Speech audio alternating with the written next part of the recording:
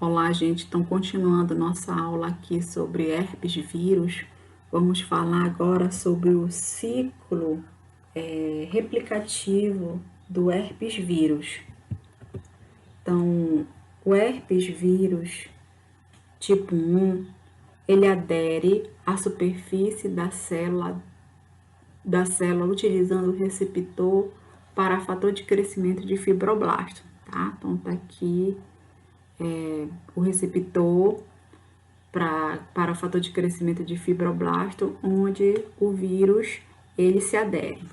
Em seguida, o vírio, né, que a gente já viu que são as formas infectantes do vírus, penetram na célula, olha ele penetrando aqui na célula, e libera o DNA genômico que entra no núcleo, tá? Olha aqui o vírus entrando na célula, tá? Liberando o DNA que vai entrar aqui no núcleo, tá? Próximo, o RNA mensageiro, tá bem aqui o RNA mensageiro. RNA mensageiros precoces são transcritos pela RNA polimerase da célula hospedeira a partir do DNA viral e depois traduzidos no citoplasma, originando essas proteínas precoces, tá?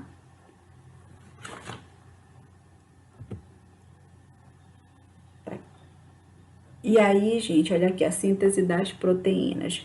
Duas dessas proteínas precoces, que é a timidinoquinase e a DNA polimerase, são utilizadas como alvo para drogas antivirais. Aí eu coloquei aqui o aciclovir. Então, o aciclovir ele age aqui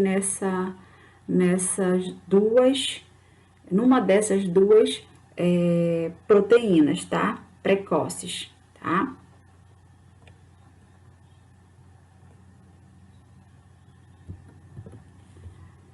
Depois disso, os nucleocapsídeos virais são formados no núcleo. Olha aqui a formação na formação desses nucleocapsídeos virais são formados no núcleo. E o envelope é adquirido a partir da membrana do núcleo ou da membrana do aparelho de Golgi, ok? Então, essa questão do revestimento com a membrana. Em seguida, partículas virais são liberadas por exocitose ou por lise celular. Tá, gente? É uma forma aqui de explicar como é que ocorre essa replicação do herpes vírus, né? Não é algo que seja tão importante aqui para nossa disciplina, a gente ter esse conhecimento a fundo, né, do ciclo replicativo do herpes vírus, mas que é bom a gente ter esse conhecimento aqui, vamos dizer assim, básico sobre a replicação. Aqui é o texto, né, que eu coloquei para vocês lerem sobre o que eu acabei de falar. Como é que ocorre a transmissão? Então, o herpes vírus tipo 1, ele é transmitido principalmente pela saliva, enquanto o tipo 2 é pelo contato sexual.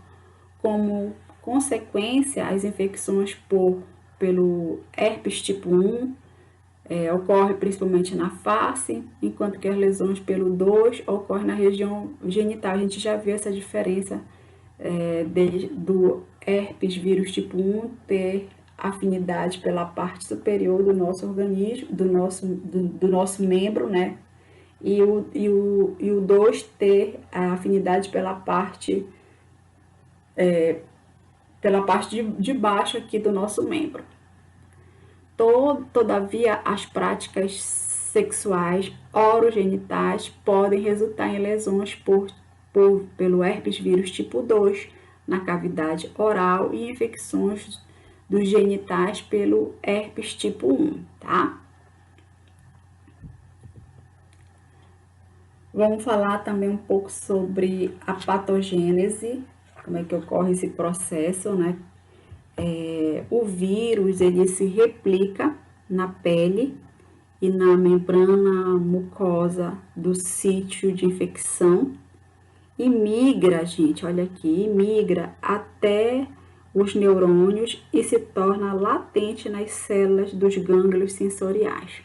Aqui eu peguei essa imagem para demonstrar para vocês a produção aqui da infecção, olha aqui os vírus, né? O vírus aqui na superfície da pele, né? Ou pode ser nas membranas da mucosa, tá? Olha aqui a produção da infecção, então ele acaba migrando, né? Até os neurônios, olha a migração deles até os neurônios, aqui esse é o neurônio, tá? E aí, aqui nos neurônios, eles vão se tornar latente nas células dos gânglios sensoriais aqui dos neurônios, ok? Como é que ocorre a questão da reativação do vírus? O vírus, ele pode ser reativado do seu estado de latência por diversos agentes estimuladores, como, por exemplo, a luz solar, mudanças hormonais no nosso organismo, traumas, estresse, febre. E nesse momento o vírus ele vai migrar pelos neurônios até a pele, no qual ele vai se replicar, né, e provocar as lesões. Então, gente, eles acabam saindo daqui dos gânglios sensoriais, né, dos neurônios e vão em direção, né, à pele de novo, onde eles vão se manifestar, né? E vão se replicar e produzir de novo a infecção. Patogênese. Então, a lesão é uma lesão típica da pele. Então, uma lesão típica aqui da pele é a presença dessas vesículas que contém um líquido espesso no qual se encontram as partículas virais e fragmentos celulares. Quando a vesícula se rompe, os vírus eles são liberados e pode ocorrer a transmissão para outros indivíduos, tá, gente? É como ocorre aqui a patogênese, né? Que é quando essas vesículas elas acabam se rompendo, né? E liberam o vírus.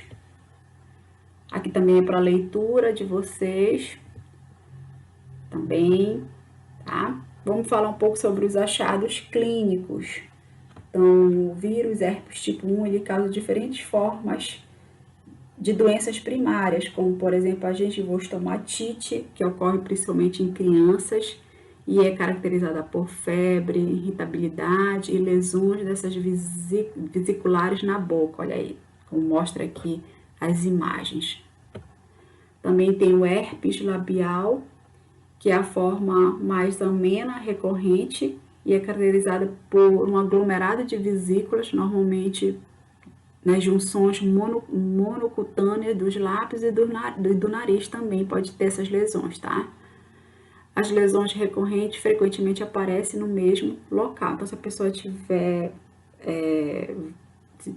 né, for portadora aqui do vírus, ela sempre vai ter as lesões nos mesmos locais. Ceratoconjuntivite é caracterizada por úlceras na córnea e lesões do epitélio conjuntivo. Recorrências podem levar à formação de cicatrizes e à cegueira. Também temos a encefalite, que é causada pelo herpes vírus tipo 1, caracterizada por uma lesão necrótica em um lobo temporal. As características clínicas típicas são febre, dor de cabeça, vômito, acessos de apreensão e estado mental alterado, tá? Isso aqui, por exemplo, gente, é um cérebro de um paciente falecido por encefalite, né? Causada pelo herpes vírus tipo 1, tá? Foi publicada nessa revista aqui de grande impacto, que é a The Lancet, em 2002.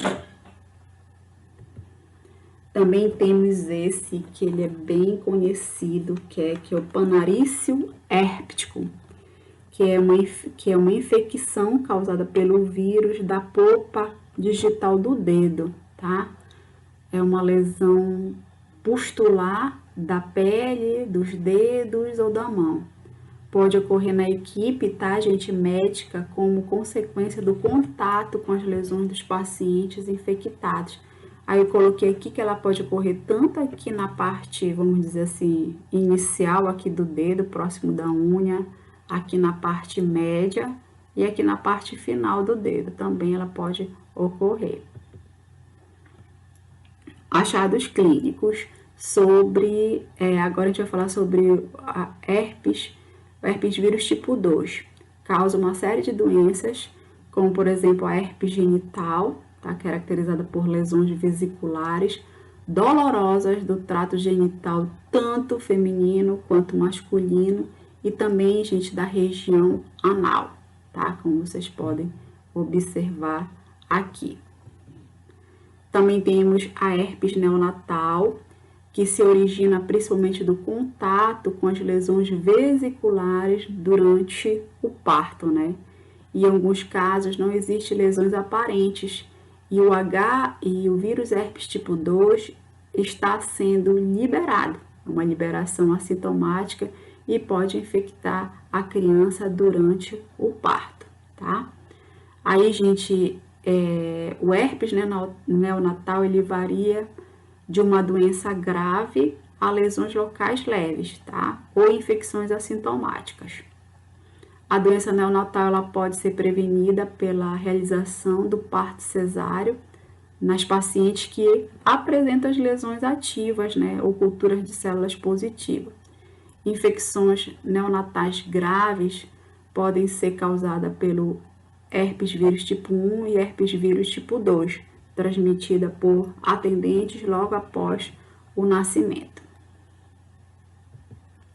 Vamos falar um pouco sobre o diagnóstico do herpes vírus. Então, o diagnóstico ele pode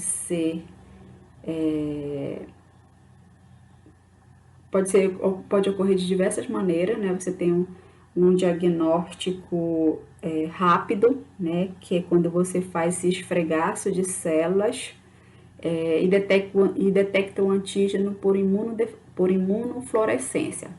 Então, coleta as células da base das vesículas e cora com esse método de Ginza, tá? Que é um corante aqui, tá?